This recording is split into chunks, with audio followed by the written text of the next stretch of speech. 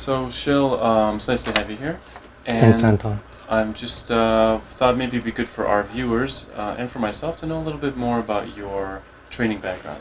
So maybe you could tell me just kind of how did you get to where you are now in your career? Sure, Anton. I did my master's in clinical social work at Wayne State University.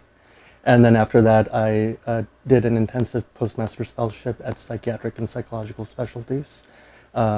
And then after that, I've been training at the Michigan Psychoanalytic Institute.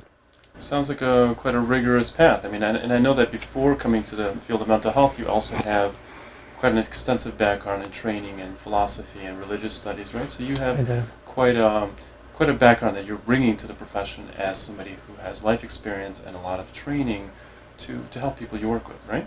Yes, Anton. Okay, so maybe one of the things that I think people find interesting is how did you get into and interested in becoming a therapist? How did you kind of travel this journey of where you are today?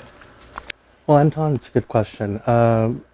It started with, philosophy, where I was really interested in human nature. I studied philosophy very intensively.